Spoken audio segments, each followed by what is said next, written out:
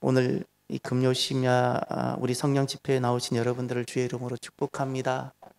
예, 주로 이번에 보니까 이쪽으로 앉으신 분들이 거의 다 출석하셨고 이쪽에서 출석하시는 분들이 대부분 다 빠지신 것 같아요. 예, 이쪽에 오신 분들은 오늘 복을 많이 받으시고 이쪽에 앉으신 분은 대표로 복을 받으시길 바랍니다. 예. 이번에 그 추석 명절에 그 강아지를 집에 둘 수가 없어서 주일날 데리고 내려갔습니다. 내려갔더니 예상치 못했던 이름을 하나 받아왔습니다. 관리받지 못한 강아지. 예.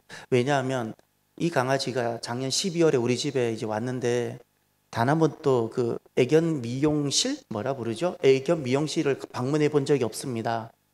아주 최고의 그 사람이 이렇게 돌보기 시작했어요. 바로 저예요. 제가 직접 가위를 사고 처음에는 이게 그 전동 바리깡이라 그러나요? 이걸로 한다는 걸 생각을 못하고 머리는 가위로 깎는다는 이 단순한 생각에 가위를 샀어요. 제가 이거를 샀더니 강아지인데 양이 됐어요. 이게 일정에 깎여지지가 않는 거예요. 분명히 강아지인데 깎고 나니까 이렇게 오돌오돌해서 양이 된 거예요. 그리고 남들은 어떻게 깎을까 고민하다 보니까 아니 이게 전동으로 깎는 것 같아요. 그래 또 이걸 또 산 거예요. 제가 그때부터 열심히 제가 깎았어요. 이제 잠깐 제가 실수는 있었는데 이번에 그 고향에 내려가기 전에 최근에 마지막 깎았을 때 너무 바빠가지고 제가 보통 1시간 여유를 두고 깎고 목욕시키고 1시간을 잡는데 그날은 15분 만에 교회를 빨리 와야 되는 일 때문에 15분 만에 끝난 거예요. 이거 막 전동으로 막 하고 막 그랬더니 등에도 고속도로가 나 있고 옆구리에도 곳곳에 칼집이 다 나 있는 거예요. 이렇게 이 상태로 제가 고향을 데리고 내려간 거예요. 제가 평소에는 이렇지 않거든요. 평소에는 잘해요. 제가 인정들을 별로 안 하시네요. 여러분 저기 괜찮으시면 머리도 한번 맡겨주십시오. 이렇게. 그런데 중요한 건 이렇게 내려갔더니 글쎄 우리 형 가정에서 강아지를 이제 몇 년째 키우고 있는데 우리 가정 강아지를 딱 보더니 우리 형이 하는 말 첫 마디가 관리받지 않았다고. 관리받지 않는 전형적인 강아지라는 거예요. 이유가 그거예요. 털이 관리되지 않았다. 그리고 관리되지 않는 먹거리가 관리되지 않았다. 나보고 그래요. 먹는 것 같이 막 이렇게 먹이지 않냐고 딱 그러더라고요. 뭐 부인은 못하고 그 강아지 눈을 못 피해서 같이 사이좋게 나눠 먹었다고 그랬어요. 사이좋게 나눠 먹었다고. 물론 다 그런 건 아니고 뭐 맛있는 과일 같이 먹고 도무지 얘 시선을 피할 수가 없어가지고 애처롭게 바라보는 그 시선 때문에 사이좋게 나눠 먹고 내 것 아껴서 주고 그랬다고. 또 그 나보고 뭐 치료를 뭐 병원 가서 이렇게 뭐 기생충 약 같은 거라 약 먹였냐고. 우리 집에 올 때면 약을 다 먹었고 이상 없다고 해서 이번 가을에 할 거라고 그랬더니 그게 아니라는 거예요. 뭐 한 달에 한 번 맞는 것도 있다는 거예요. 아무튼 결론이 그거예요. 관리받지 못한 강아지라는 별명을 얻고 우리 집 강아지가 돌아왔습니다. 사랑하는 성도 여러분, 이렇게 강아지도 관리가 필요합니다. 그렇지 않습니까? 존재하는 모든 것은 돌봄이 필요합니다. 존재하는 모든 것이에요. 심지어 건물, 무생물인 건물조차도 돌봄이 필요합니다. 제가 우리 강아지를 보고 관리받지 못했다 딱 그러길래 제가 한 소리를 딱 하려고 하다 참았어요. 우리 집에서 우리 형이 이번에 차를 바꿨더라고요. 저한테 보고도 안 하고 좋은 차를 바꿨더라고요. 내가 차에 관심이 많았기에 그 차를 보고 내가 막 설명을 해줬어요. 그래가지고 내가 일부러 타보겠다 시승을 딱 하는 순간 딱 제 눈에 관리받지 않은 차 딱 그게 보이더라고요. 어쩜 이렇게 차를 청소도 안 하고 타고 다니는지. 예, 관리받지 않는 차예요. 아주 예, 관리받지 않는 차. 딱 그 소리 하려고 하다가 명절에 좋은 날인데 여러분 차량도 관리를 받아야 돼. 그렇지 않나요? 관리받지 않는 차량들을 보면 겉모양은 번지르할지 몰라도 그렇지 않죠. 관리를 받아야 되죠. 건물도 마찬가지입니다. 우리 교회에 오셨을 때 여러분이 쾌적하다든지 이런 모든 이유가 우연히 되어졌다고 생각하세요? 아니요. 보이지 않는 순간, 보이지 않는 시간, 사람들이 없는 순간 가운데 계속해서 이 건물들을 누군가는 관리하고 돌보고 있기 때문에 그래요. 절대 이것이 아름답다, 깨끗하다, 편안하구나, 참 좋다, 이것은 그저 만들어지지 않습니다. 관리되고 있기 때문에 그렇습니다. 학생에게 있어서 학교는 어떤 곳일까요? 학생에게 있어서 학교는 나를 돌보는 곳. 자녀에게 있어서 부모는 어떤 존재일까요? 나를 돌보는 분. 돌본다는 것은 바로 사랑입니다. 사람은 언제 사랑을 느끼는가?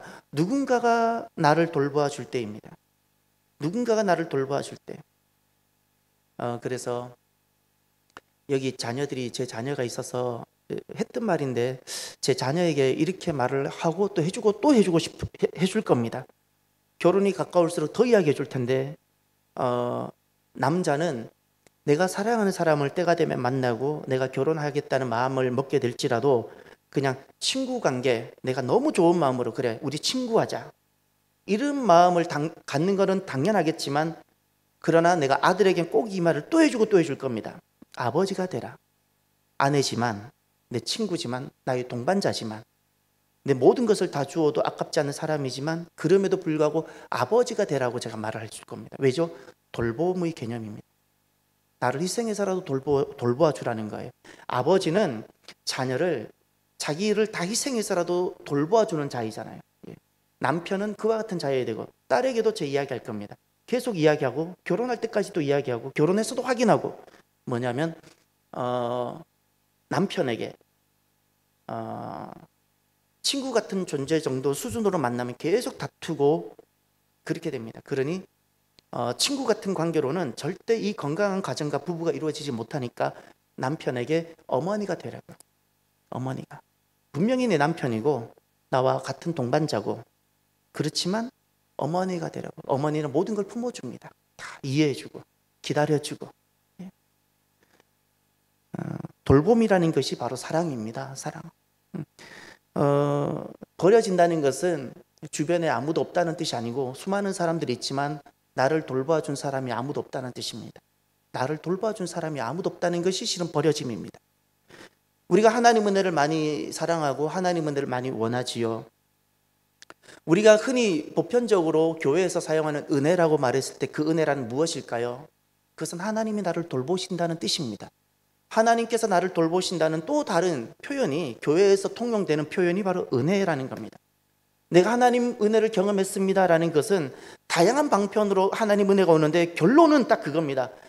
그 순간 하나님께서 질병을 통하여, 치유를 통하여, 기적을 통하여, 말씀을 통하여 하나님 나를 돌보아 주셨습니다라는 뜻입니다. 우리가 중보기도를 하죠. 중보기도라는 것은 그 누군가 아픔과 상처 입은, 그 무너진 그를 돌보는 영적인 손이에요. 영적인 손이 중보기도예요. 중보기도. 인생의 위기는 언제가 위기인가? 내가 돌봄으로부터 방치가 될 때입니다.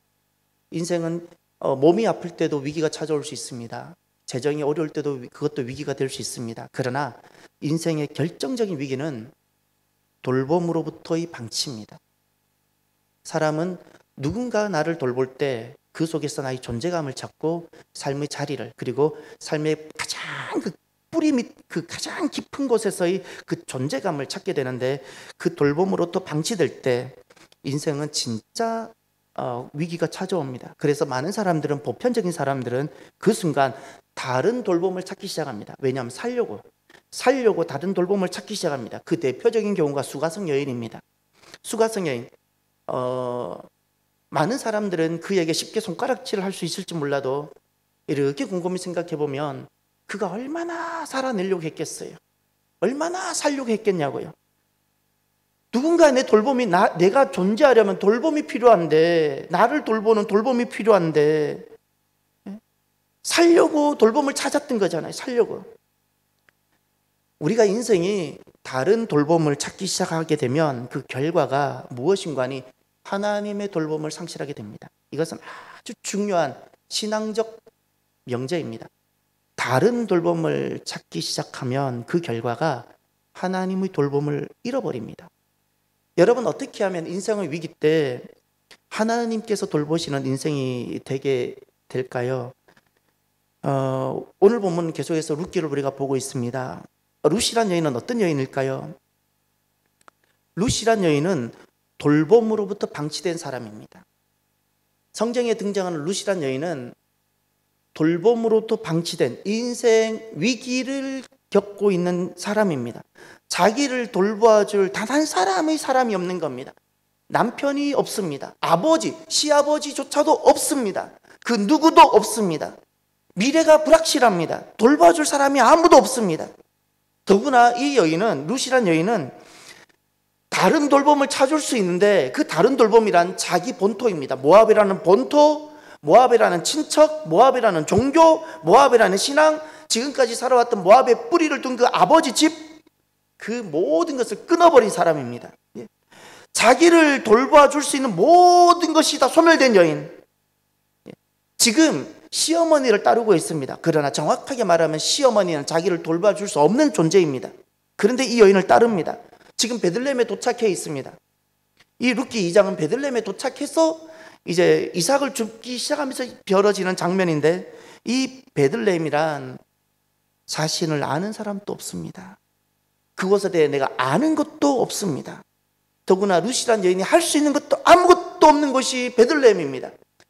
유대인들에게는 베들레헴이 의미가 있을지 몰라도 모압 여인이었고 이방 여인인 이 룻에게만큼은 베들레헴은 아무것도 없는 곳입니다.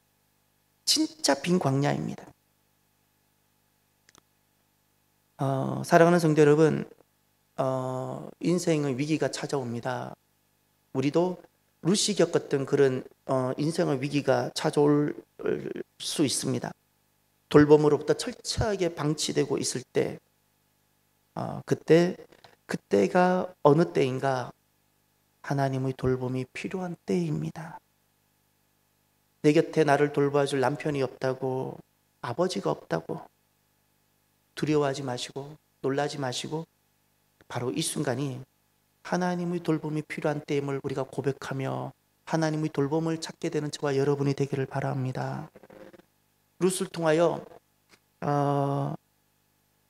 룻이 보여준 것을 통해서 우리가 어떻게 하면 인생의 위기 때 하나님의 돌봄의 자리, 하나님이 나를 돌보시는 그 자리를 차지할 수 있는가를 우리가 알게 되면 좋겠습니다. 첫 번째가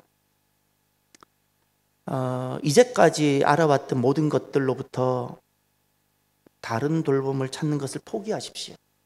인생의 위기가 왔어요. 그게 경제든 관계든 사랑이든 질병이든 어떤 인생의 위기가 찾아왔습니까? 내가 살고 싶어서 다른 돌봄을 찾고 싶은 그 유혹을 포기하십시오.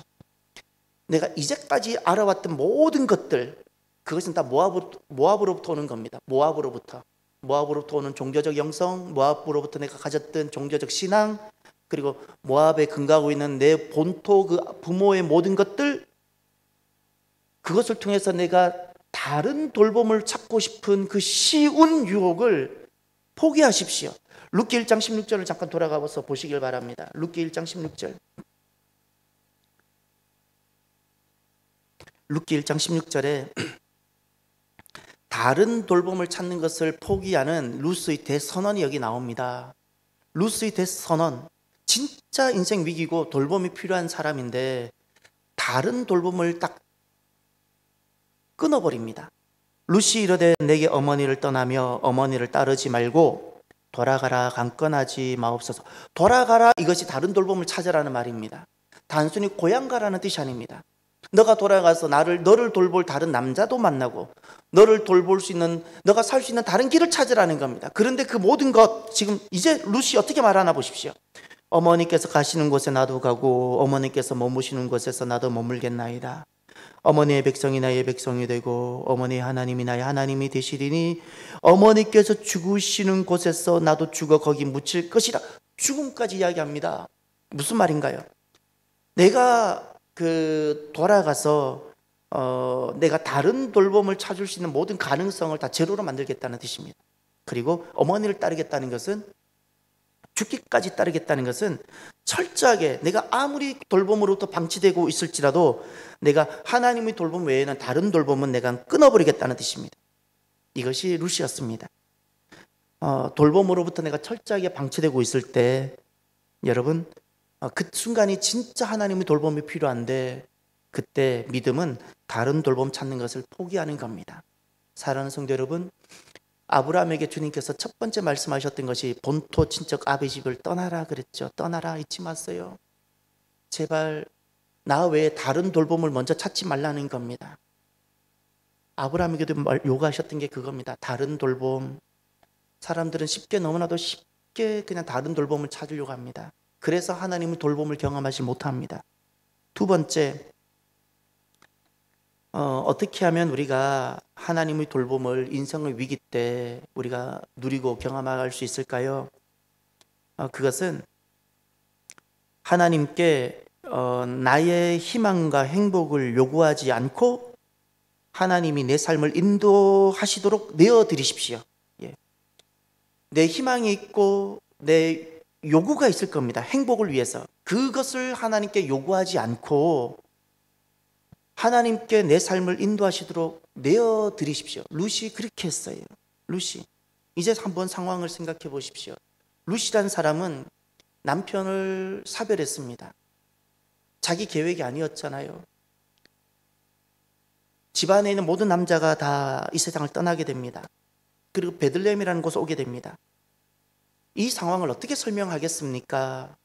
이 내게 닥쳐진 이 조금도 생각을 해보지 못했더니 엄청난 이 상황이 내게 닥쳤습니다. 더구나 베들레헴 돌아와 봤더니 땅 하나 발 딛고 서 있을 땅 하나 없습니다.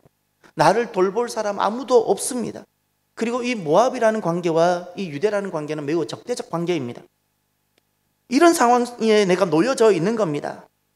이러면 우리가 이렇게 생각할 수 있습니다. 하나님, 제가 그래도 시어머니를 내가 버리지 않고 내가 섬길 테니까 대신 주님, 저에게 이런 것을 좀 주십시오라고 요구할 수 있을 텐데 룻은 어떤 것도 요구하지 않습니다.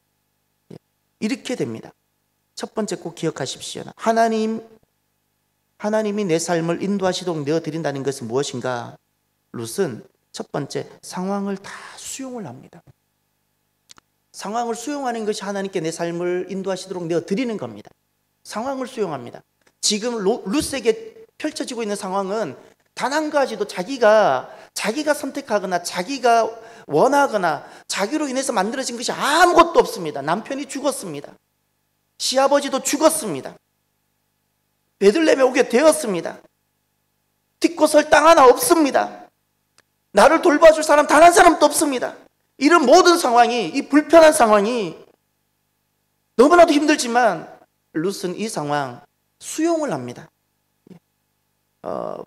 이 상황을 비교하거나 원망하거나 이렇게 빠지지 않고 이 상황을 절대적 관계 속에서, 하나님과 나와의 절대적 관계 속에서 이 상황을 수용합니다. 이것을 믿음이라 부릅니다. 믿음이라는 것은 나와 또 다른 형제, 또 자매면 나와 또 다른 자매의 상황을 서로 비교하면서 누리는 행복이 아니라 하나님과 나와의 절대적 단독자의 관계 속에서 내가 누리는 관계가 바로 믿음입니다. 믿음입니다. 하나님께 내 삶을 인도하시도록 내어 드린다는 것은 하나님과 이 절대적 관계 속에서 이 모든 상황을 수용한다는 뜻이에요. 수용한다는 뜻.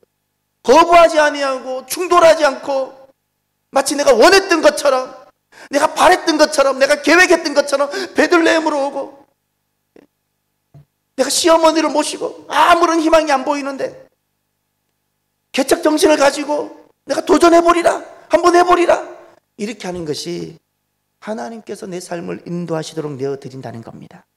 또 하나, 하나님이 내 삶을 인도하시도록 내어드린다는 것은 무엇일까요? 하나님께 내 희망과 내 행복을 요구하지 않고 하나님 내 삶을 인도하신다는 것이 도대체 우리 삶에서 어떤 모습이 하나님께서 내 삶을 인도하시도록 내어드리는 것일까요? 그것은 너무 중요한 건데, 내 주어진 상황에서 내 삶의 자리를 찾아내는 겁니다. 여기 매우 중요해요. 내 삶의 자리라는 거예요. 룻에게는 그의 삶을, 그가 할 수 있는 삶의 자리가 무엇이었습니까? 이삭 줍기였습니다. 이삭 줍기. 룻이란 여인이 무엇을 할 수 있겠습니까? 밭을 맬 수 있습니까? 논을 맬 수 있습니까? 땅이 있어야 밭을 매죠. 소가 있어야 밭갈이라도 하죠. 아무것도 할 수 없습니다. 룻이란 여인이 지금 할 수 있는 최고는 남의 땅이지만 내가 뿌려놓은 씨도 아니지만 남이 다 곡식 거두고 나서 땅에 떨어진 그저 이삭 하나, 그 당시 가장 천하고 가장 버려지고 가장 가난한 사람들이 했던 그 이삭 죽는다는 그 자체가 부끄러운 것이고 가난한 자라는 뜻인데, 그것이 바로 지금은 룻이 할 수 있는 최고의 선이었어요. 그가 삶의 자리입니다. 그것이. 그런데 내 하나님께 내 삶을 인도하시도록 내어 드린다는 것은 주어진 상황 가운데 내가 할 수 있는 삶의 자리를 찾아내는 겁니다. 그 이삭 죽기를 부끄러워하기보다 기뻐하고, 이삭 죽기를 수치스러워하기보다 내가 도리어 감사하면서, 인생의 허황된 꿈을 꾸면서 이삭 죽기 같은 거 나랑 안 맞아 거부하지 않고, 남에게 보이기 않고 가식이 가득한 사람은 절대 이삭 죽기 같은 자리를 내려가지 못하는데, 룻이란 여인은 그 자기의 삶의 자리를 찾아냅니다. 이삭 죽기. 이것이 바로 하나님께서 내 삶을 인도하시도록 내가 내어 드린다는 뜻입니다.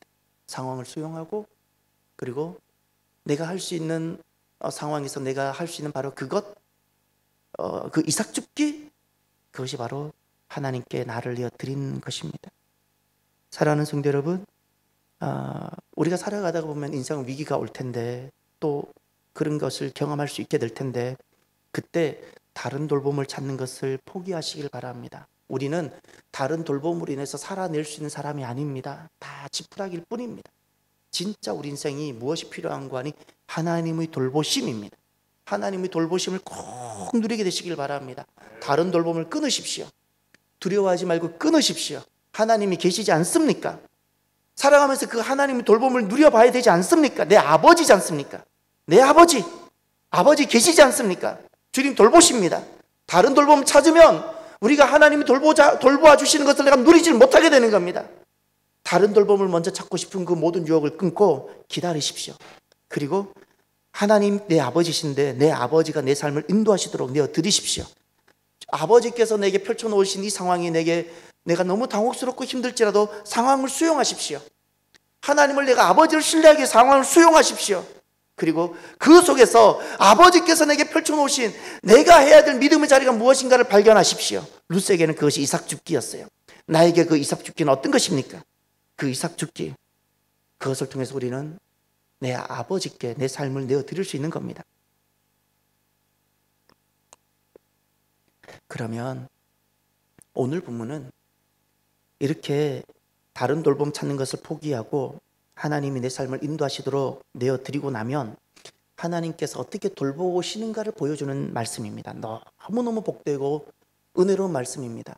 지금까지 말씀은 룻이 고난이 있었고 눈물이 있었고 그래 믿음의 결단만 있었다면, 오늘 본문은 그 믿음의 결단, 하나님이 어떻게 구체적으로 돌보시는가를 보여주는 너무나도 복된 말씀입니다. 두 가지입니다. 하나님께서 어떻게 룻을 돌보신가를 보십시오. 오늘 이런 은혜가 오늘 이 밤에 나와 있는 사랑하는 여러분들에게 있기를 바랍니다. 첫 번째, 내가 줍는 작은 이삭, 내가 줍는 그 작은 이삭을 통해서 하나님은 돌보십니다. 이삭이 기적이 되게 해주십니다. 14절부터 16절을 보시면 14절 끝에 보면 이렇게 말씀합니다. 그가 볶은 곡식을 주매 룻이, 자 이제 보세요, 룻이 배불리 먹고 남았더라. 이삭을 주었기에, 이삭 줍기를 했기에 이런 역사가 있었어요. 허황된 꿈을 꾸고 높은 마음을 가지고 남에게 보이기 위한 가식의 마음을 가졌다면 룻은 절대 이삭 줍기라는 그 비천하고 낮은 자리에 서지 못했을 것이고, 그 자리에 서지 않았다면 그 이삭 줍기를 통해서 하나님께서 베푸실 그 하나님의 돌봄을 경험하지 못했을 겁니다. 룻이 배불리 먹고 남았더라. 이것은 이삭이라는 그 작은 것을 통하여 하나님께서 어떻게 돌보고 계신지를 보여주고 있는 장면입니다. 이삭이 기적이 되게 하십니다. 15절도 보십시오. 더 놀라운 일이 있는데 하반절에 보면 이런 말씀이 나옵니다. 이르되 그에게 곡식단 사이에서 죽게 하고 책망하지 말며. 이삭을 죽어야 되는데 그냥 다 추수하고 다 그냥 빈 들에서 죽어야 되는데 곡식단 사이에서 죽는 이런 은혜가, 이 놀라운 은혜입니다. 할렐루야. 놀라운 은혜라고요. 놀라운 은혜. 16절을 보세요. 더 놀라운 은혜가 있어요. 거듭되는 놀라운 은혜가 여러분에게 있기를 바랍니다. 16절을 보면 또 그를 위하여 곡식 다발에서 조금씩 뽑아 버려서 그에게 죽게 하고 꾸짖지 말라 하니라. 넘치는 은혜가 임합니다. 아예 곡식 다발에서 그냥 뽑아 버려라는 거예요. 그 앞에서, 룻 앞에.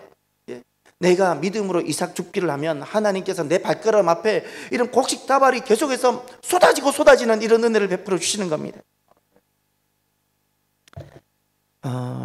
이삭 죽기를 통해서 그 이삭 죽기가 하나님께서는 기적이 되도록 돌봐주셨습니다. 사랑하는 성도 여러분, 무엇이든 하나님 나를 돌보시는 손 안에 있게 하십시오. 우리에게 필요한 것이 오늘날 나를 살게 하고 나를 돌볼 수 있는 어떤 것이 아주 힘 있는 어떤 사람이나 좋은 것, 아주 많은 돈, 어떤 가치 있는 것, 이런 것이 결코 아닙니다. 오늘날 우리에게 나를 돌보거나 나에게 정말 필요한 것은 나를 돌보시는 하나님의 손인 줄 확신하십시오. 물고기 2마리, 보리떡 5개, 너무나도 작은 거지만 이것이 주님의 손 안에 딱 들어갔더니 5,000명이 넘고 5,000명이 돌봄을 받습니다. 아멘입니까? 이것이 하나님 역사입니다. 우리가 기대하고 우리가 걷고 싶은 이 길이 바로 이것입니다. 세상에 오늘날에도 우리가 세상에 보여줘야 되는 것은 힘이 있는 교회, 능력이 있는 교회, 이런 교회가 아니라 하나님께서 돌보시는 손을 보여주는 교회입니다. 우리가 무엇을 할 수 있을까가 아닙니다. 돌보시는 하나님이 손인 줄 믿으시기를 바랍니다. 하나님 손만 있으면 되는 겁니다. 우리가 하나님 돌보시는 손 안에만 있으면 우리가 아무리 작아 보이는 교회일지라도 어떤 위대한 교회가 이룬 역사 못지않게 우리 또한 놀랍고 위대한 믿음의 역사를 써갈 수 있을 줄 확신하십시오. 중요한 것은 하나님의 돌보심의 손입니다. 하나님이 돌보시는 손. 작은 이삭을 통해서 이루어진다는 사실을 기억하십시오. 2번째, 하나님께서 어떻게 룻을 돌봐 주셨습니까? 내가 돌보는 시어머니를 통해서, 내가 돌보는 시어머니를 통하여 하나님께서는 룻을 돌봐 주셨습니다. 17절을 보면 룻이 하루 종일 준 보리의 무기가 나옵니다. 보리가 한 에바쯤 되니라. 한 에바에다가 옆에 적어 두십시오. 오늘날 우리가 전혀 사용하지 않는 단위이다 보니 헷갈릴 수 있고 어려울 수 있는데 22리터라고 적어 주십시오. 22리터가 당장 떠오르지 않을 텐데 우린 간단하게 알 수 있습니다. 요즘은 그 마트에 가면 쌀을 파는데 20kg 팔지요. 20kg에 그 페트병 2리터 페트병 하나 있죠. 그거 더 올리면 딱 22리터예요. 그냥 살 20kg. 요 집 우리 주연자매가 잘 알아요. 살 20kg가 얼마 정도 되는지. 전문가. 지금 뭐 눈 감고도 딱 하면 살 20kg 떨어져요. 이렇게. 뭐 전문가. 1, 2년 한 것도 아니고 뭐 대충해서 딱 이렇게 하면 그냥 20kg 나오는 분이에요. 근데 이 한 에바가 살 한 20kg에 그 정도. 여러분 이제 생각해 보세요. 이게 다 비벼서 곡식만 나달만 그 정도니까 만약에 이것을 이렇게 비비지 않고 막 벼가 아니죠. 보리태도 있고 보리 막 이삭도 있는 상태로 22kg를 하려면 얼마나 많이 주었겠어요. 이거 이해가 됐어요? 그냥 단순히 20kg 요 정도구나 생각하면 안 돼요. 이 부피를 생각해 보세요. 나는 그날 룻이 저걸 어떻게 다 들고 갔을까 싶어요. 룻이 막 보리대도 달려 있고 이게 보리 자체가 막 있는데 이거를 20kg까지 막 하려면 얼마나 많은 부피가 되었겠어요. 아마 이거를 이고 지고 갔을 텐데 아마 땅이 다 안 보였을 것 같아요. 막 눈이 막 가리고 이렇게 들고 가는데 제가 너무 감격스러운 장면 하나 있어요. 18절을 보세요. 그것을 가지고 성읍에 들어가서 시어머니에게 그 주운 것을 보이고 그가 배불리 먹고 남긴 것을 내어 시어머니에게 드리매. 저는 그 부분이에요. 시어머니에게 드리매.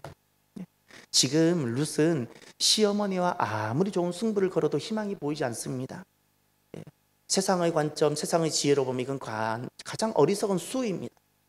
이것을 가지고 자기를 위해서 저축을 한다든지 다른 방법을 써야 더 지혜로운 건데 시어머니에게 드렸어요. 시어머니에게. 사랑하는 성도 여러분, 모든 사람과의 관계가 하나님께 닿아 있음을 기억하십시오. 지금 룻이란 사람은 아무런 조건 없이 시어머니를 섬기고 사랑합니다. 내가 돌보는 그 시어머니를 통해서 룻이 무엇을 경험하는 거니? 나를 돌보시는 하나님의 손을 경험합니다. 하나님의 손을 경험합니다. 내가 너와의 관계가 단순히 사람과 땅에서 그친다고 생각하지 마십시오. 하나님은 살아계시고 감찰하고 계세요. 감찰하세요. 하나님께 닿아 있음을 기억하십시오. 하나님께 닿아 있어요. 또 내가 돌보는 시어머니를 통해서 하나님은 어떻게 돌보시는 손이 되셨을까요? 19절 20절을 보면 시어머니 나오미를 통해서 복이 선언되는데 19절 중반절에 이렇게 말씀합니다. 너를 돌본 자에게 복이 있기를 원하노라. 이 선언이 시어머니 입을 통해서 나옵니다. 자, 이제 보세요. 룻이란 이 정말 메마른 그리고 돌봄이 다 끊어진 이 비참한 여인에게 복이라는 역사가 시작이 되는데 이 복이라는 단어가 누구로 입에서 나오는 게 아니라 시어머니예요. 내가 돌본 사람의 입을 통해서 내가 받을 복이 나오기 시작하는 거예요.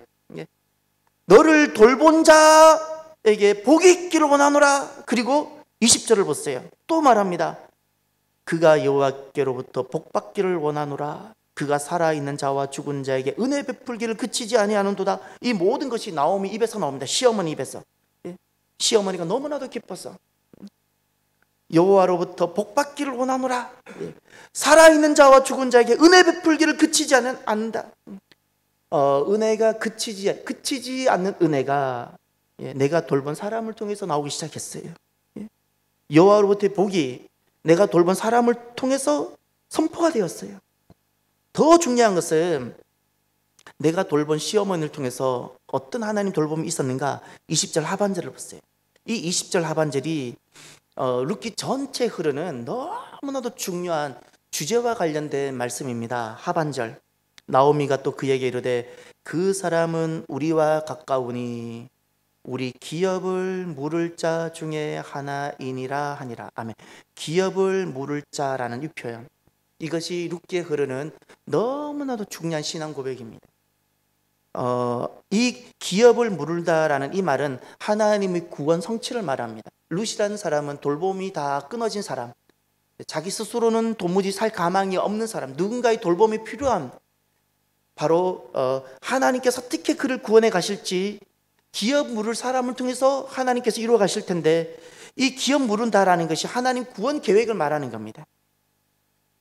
이런 하나님 구원 계획이 누구를 통해서 이루어지는 걸 보세요.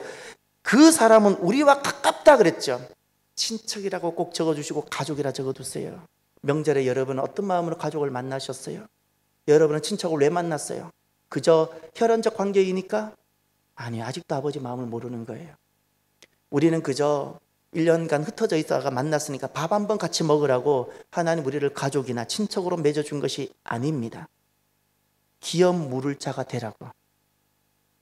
그는 돌봄이 끊어진 사람인데, 하나님 외에는 그는 가망이 없는데, 내가 그와 가족이 된 이유, 그 사람이 나의 친척이, 내가 그와 가까운, 그 사람이 나에게 가까운 이유는, 내가 그에게 가까운 이유는 다른 것이 아닙니다. 모든 것을 상실하고 다 잃어버린 그 사람의 모든 기업을, 영적 기업을, 구원을, 잃어버린 구원을 내가 되찾아 주라는 겁니다. 내가 되찾아 주라. 이것이 고엘입니다. 그가 다 잃어버렸습니다. 자기 죄로 인하여 다 잃어버린 하나님의 기업을 너가 값을 지불해서, 너가 가깝기 때문에, 너가 가족이니까 너가 값을 지불해서 대신 갚아주고, 그것을 잃어버린 기업을 다시금 이어갈 수 있도록 물어주라는 거예요. 이것이 기업 물은다는 겁니다. 이 일이 룻에게 일어났어요. 룻에게. 어떻게? 시어머니 나오미를 통해서 이렇게 선포가 되어지는 거예요. 그리고 22절에 보면 룻이란 여인이 어떻게 해야 될지 그 계획이 시어머니 나오미 입을 통해서 나옵니다. 앞으로 너는 어떻게 해야 될지. 나오미가 며느리 룻에게 이르되 내 딸아, 너는 그의 소녀들과 함께 나가고 다른 밭에서 사람을 만나지 아니하는 것이 좋으니라 하는지라. 다른 밭에서 사람을 만나지 아니하는 것, 이것은 다른 도움을, 다른 그 돌봄을 찾지 말라는 겁니다. 하나님께서 공급하시는 돌봄, 하나님의 손을 통해서 나오는 돌봄이 있는데 그 돌봄만을 너는 붙잡으라는 겁니다. 앞으로의 계획입니다. 앞으로의 계획이 시어머니 룻이 시어머니를 섬기고 돌보고 있는데 내가 섬기고 돌보는 사람을 통해서 앞으로의 계획들이 펼쳐집니다. 사랑하는 성도 여러분, 내가 온 마음으로 돌보기로 작정한 바로 그 한 사람을 통해서 나를 돌보시는 하나님의 돌봄의 손을 우리가 경험하게 될 것입니다. 내가 믿음으로 섬기는 그 한 사람이 인간관계로 끝나는 것이 아니라 하나님께 닿아 있음을 의심하지 마십시오.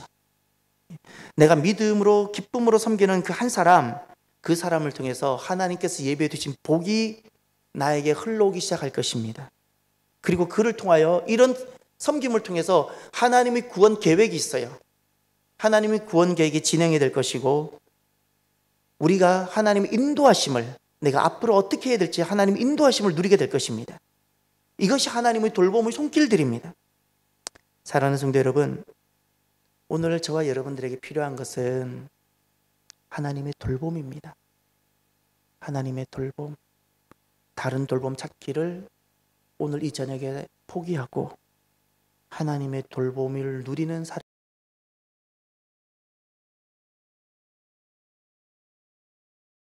이 모든 내 요구를 요구하지 않고 하나님이 내 삶을 인도하시도록 저와 여러분 내어드리시기를 바랍니다. 상황을 수용하십시오. 저도 마찬가지, 여러분도 마찬가지. 우리에게 어떤 상황이 주어져 있습니까? 그것이 내가 기쁘든 내가 원하지 않는 상황이든 아무렇지도 않습니다. 괜찮습니다. 하나님 아버지로부터 모든 것이라면 선한 것인 줄 확신하십시오. 상황을 수용하고 불평과 원망이라는 덫에 빠지지 마십시오. 그리고 너무나도 중요한 건 내 삶의 자리, 이 상황 속에서 내가 믿음으로 내가 펼쳐내야 될 내 삶의 자리가 무엇인가를 보십시오. 내가 해야 될 이삭 죽기가 있습니다. 가만히 있는 것은 하나님의 돌봄을 내가 누리지 못하게 됩니다. 내가 반드시 믿음으로 내가 해야 될 이삭 죽기가 있는데 나의 이삭 죽기를 찾아내십시오. 허황된 꿈을 꾼다든지 남에게 보여주기 위한 가식적인 사람들은 결코 이삭 죽기를 하질 못합니다. 하질 못하니까 하나님의 돌봄을 누리지 못하게 됩니다. 믿음으로 이삭 죽기를 펼쳐내십시오. 그러면 그것을 통해서, 그 사역을 통해서 하나님은 나를 돌봐주기 시작하실 것이고 내가 돌보는 사람을 통해서 하나님은 나를 돌봐주실 것입니다. 기도합시다.